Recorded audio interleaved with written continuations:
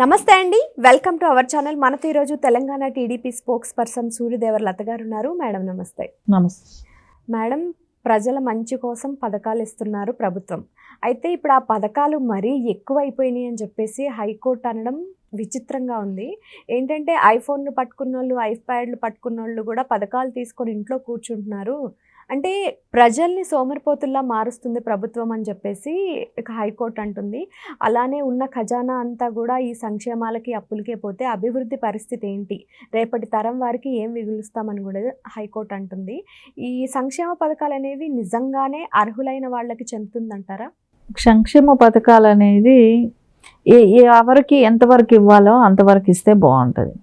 అంటే ప్రతి దానికి సంక్షేమ పథకాలు వాడేసి అంటే రాజకీయ పార్టీలు ఎలా ఉన్నాయంటే పార్టీలకు అతీతంగా మాట్లాడాలి. ఇక్కడ ఏ ఒక్క పార్టీ అని కాకుండా అధికారంలోకి రావడానికి ఇష్టానుసారంగా ముందే ఇవన్నీ సంక్షేమ పథకాలు ముందే అనౌన్స్ చేయడం జరుగుతూ ఉన్నాయి.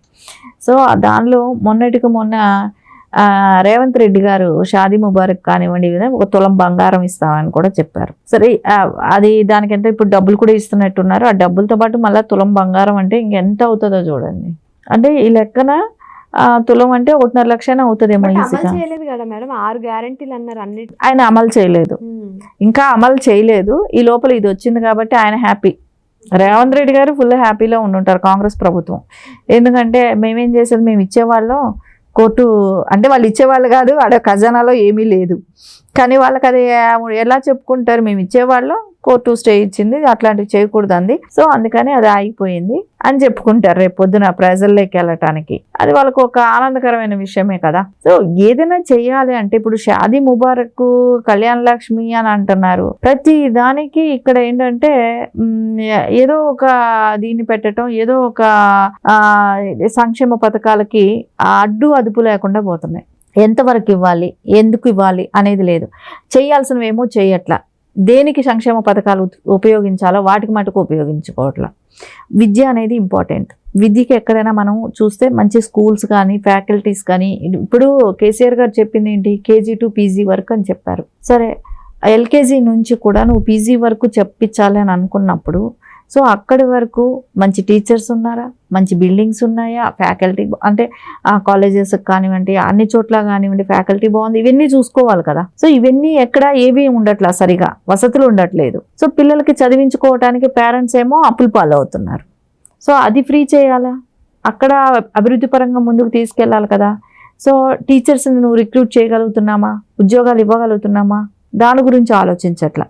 ఆరోగ్యం గురించి సో ఈ రోజున మెడికల్ కాలేజీలకి కానివ్వండి, సో మనం చదివించాలంటే ఒక విద్యార్థిని కోట్లలో ఖర్చు పెట్టాల్సి వస్తుంది. సరే, హాస్పిటల్స్ ఎన్ని హాస్పిటల్స్ ఉన్నాయి, సో వాళ్ళు ఎంతవరకు అక్కడ హాస్పిటల్స్, ఇప్పుడు ప్రతి దానికి ప్రైవేట్ హాస్పిటల్కి వెళ్తున్నారు, గవర్నమెంట్ హాస్పిటల్కి వెళ్ళే వాళ్ళు చాలా తక్కువ. సరే, వెళ్ళినా కూడా అక్కడ సరైన ట్రీట్మెంట్ జరుగుతుందనే ఇది నమ్మకం లేకుండా ఉంది. అంటే అక్కడ వసతులు సరిగా ఉండట్లా, బెడ్లు ఉండట్లేదు, డాక్టర్స్ సరిగా ఉండరు, మెడిసిన్స్ సరిగా ఉండదు, మళ్ళీ వాళ్ళు చిట్టి రాసిచ్చి బయట వెళ్ళి కొనుక్కోమంటారు. ఇవన్నీ ఇబ్బందులు పడుతున్నారు కదా. అక్కడ ఎలుకలు తిరుగుతా, పందికొక్కలు తిరుగుతా, చాలాసార్లు మనం వినుంటాం. ఆ వెంటిలేటర్లు సరిగా లేకుండా పిల్లలు, వెంటిలేటర్లో పెట్టిన పిల్లలు చనిపోవటం కానివ్వండి, ఇట్లాంటివి ఎన్నో వింటున్నాం కదా. అక్కడంతా వసతులు పెంచాలి కదా. సో ఇప్పుడు ఒక ఆరోగ్యం బాగోలేకుండా ఏదైనా హాస్పిటల్లో చేరారని అనుకోండి, వాళ్ళు ఇంకా జీవితాంతం అప్పుల పాలైపోవటమే కదా. అంటే విద్యా వైద్యం ఉచితంగా ఇమ్మంటున్నారు. ఖచ్చితంగా అవి ఉండాలి, అవి మెయిన్ ఇంపార్టెంట్. ఇంకా ఎలాగో వృద్ధులకి పెన్షన్ అంటారు కదా, అది వాళ్ళు పని చేసుకోలేని, కష్టపడి చేసుకోలేని పరిస్థితి కాబట్టి వాళ్ళకి పెన్షన్ ఉంచవచ్చు, వికలాంగులకి ఇవ్వచ్చు. సో అంతవరకు ఓకే. ఇంకా రైతులకి ఏమన్నా ఉంటే విత్తనాలు సబ్సిడీలో ఇవ్వటం కానివ్వండి, చిన్న రైతులకి ఏదైనా ఇచ్చి ఆదుకోవటం కానివ్వండి, ఇంతవరకు తప్ప ఇంకా వేరే సంక్షేమాలు అనేది వేస్ట్. దీని మూలాన ఇప్పుడు మిడిల్ క్లాస్ వాళ్ళు అనుకోండి, ఇప్పుడు కొంతమందికి లో క్లాస్లో ఉండే వాళ్ళకి ఈ పథకాలైనా వస్తాయి, మిడిల్ క్లాస్ వాళ్ళకి అసలు అవి ఏమీ ఉండవు. వాళ్ళు తెచ్చుకునే 1 లక్ష రూపాయలు జీతం తెచ్చుకున్నా, 50,000 జీతం తెచ్చుకున్నా వాళ్ళకి ట్యాక్సులు కట్టాలి, 1 లక్ష రూపాయలు జీతం తెచ్చుకున్నా ట్యాక్సులు కట్టాలి. సో వాళ్ళు ప్రతిదీ ఏదైనా ప్రాబ్లం వస్తే, హెల్త్ ప్రాబ్లం వచ్చిందంటే వాళ్ళ పరిస్థితులు ఎంత దారుణమైన పరిస్థితులు ఉంటాయి. ఈ సంపాదన సరిపోదు హాస్పిటల్లో జాయిన్ అవ్వాలంటే. వాళ్ళకి ఏమైనా ఆరోగ్యశ్రీ వర్తించదు కదా. సో వాళ్ళ జీవితాలు ఎంత దారుణమైన పరిస్థితిలో ఉన్నాయి. ఇవన్నీ ఎవరు ఆలోచిస్తున్నారు? అంటే ఒక మిడిల్ క్లాస్ వాళ్ళు కూడా బతికేటట్టు ఉండాలి. సో ఆ పరిస్థితి అయితే ఈ రోజున కనపడడం లేదు. సో వాళ్ళు ట్యాక్సులు కట్టాలి, వాళ్ళకి ఎలాంటి బెనిఫిట్స్ ఉండదు, వాళ్ళు చాలని బతుకులు బతకాలి. అంటే ఇచ్చే ఏదైనా ₹1 మనం ఖర్చు పెట్టి చేస్తున్నాము ప్రభుత్వం అని అంటే ఖచ్చితంగా ప్రజలందరికీ కలిసి రావాలి, అది అందరికీ ఉపయోగకరంగా ఉండాలి, నాణ్యమైనది ఇవ్వాలి. అది ఎక్కడైనా జరుగుతుందా? ముఖ్యంగా ఇప్పుడు ఏదైతే ప్రైవేట్ స్కూల్స్ ఉన్నాయో వాటి ధీటుగా కూడా అవసరం లేదు, మినిమం కొంచెం వాటికి నాణ్యత ఉండి, బాత్రూమ్స్ ఉండి, టీచర్స్ బాగుండి, ఆయమ్మలు వీళ్ళందరూ ఉండి, పిల్లలకి కొంచెం సెక్యూరిటీ ఇస్తే చాలు. ఎంతోమంది గవర్నమెంట్ స్కూల్కి పంపడానికి ఇప్పుడు రెడీగా ఉన్నారు. లైక్ మనం ఇప్పుడు చూసుకుంటే ఆంధ్రప్రదేశ్లోనే మేడం నారా లోకేష్ గారు ఎంతో చక్కగా చేస్తున్నారు. మరి మన తెలంగాణలో ఎందుకు చేయట్లేదు అంటారు అలాగా? అంటే ఫుడ్లో పౌష్టికాహారం పెట్టాలి పిల్లలకి, అది సరిగా వాళ్ళకి అందుతుందో లేదో అని చెక్ చేసే నాదుడు ఎవరున్నారు ఇక్కడ?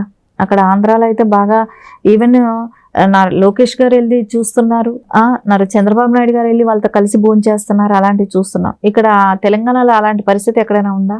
సో వాళ్ళకి ఎలాంటి ఫుడ్ పెడుతున్నారు, వాళ్ళకి పౌష్టికాహారం అందుతుందా లేదా? సో అక్కడైతే పిల్లలకి చేర్చుకోవటానికి నో వేకెన్సీ, బోర్డులు పెట్టేస్తున్నారు. 1,00,000 మంది అయ్యారంట మేడం ఒకటే ఇయర్లో. 1,00,000 మంది పెరిగారు అని అన్నప్పుడు చూడండి ఎంత ముందుకెళ్తుంది అనేది. అంటే వాళ్ళకి బుక్స్ కాడ నుంచి ప్రతిదీ కూడా వాళ్ళ కేర్ తీసుకుంటారు, బ్యాగులు, బెల్ట్లు, బట్టలు, ఫుడ్, మళ్ళా సరౌండింగ్స్, బిల్డింగ్ ఎలా ఉంది, చుట్టూ గ్రీనరీ ఉండాలని కానివ్వండి. సో ఇవన్నీ ఆలోచిస్తున్నారు కదా. సో ఇవన్నీ ఉంటే పిల్లలకి ఆహ్లాదకరంగా ఉంటే ఖచ్చితంగా వస్తారు. దానికి తగ్గట్టు అక్కడ డిఎస్సీలు కూడా ఇస్తూనే ఉన్నారు కదా. ఇక్కడ ఈ తెలంగాణ వచ్చిన తర్వాత నాకు తెలిసి ఒక్కసారే వచ్చింది, ఒక్కసారి డిఎస్సీ పోస్టింగ్స్ వచ్చాయి.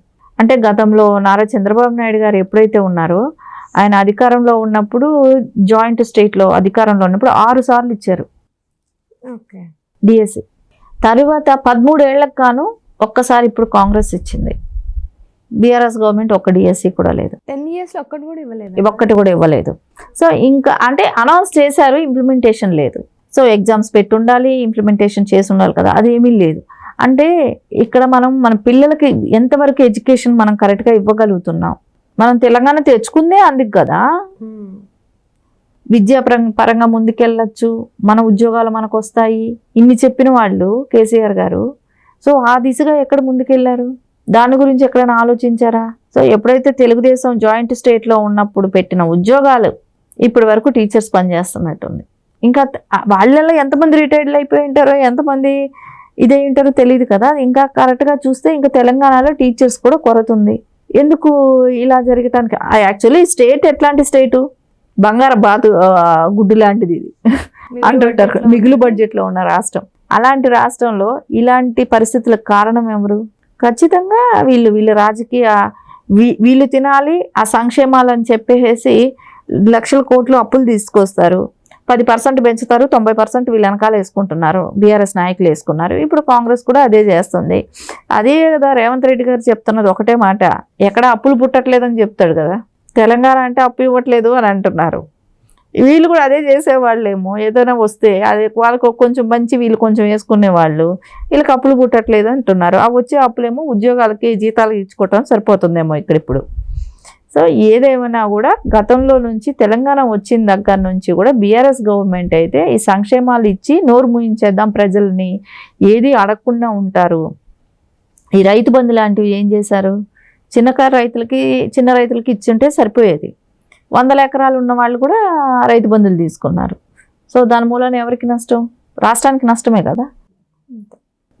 ఇవన్నీ ఎవరి ఖాతాలోకి వెళ్తాయి? ప్రజల మీద పడుతుంది ఈ భారం, ప్రజలు అనుభవిస్తున్నారు కదా.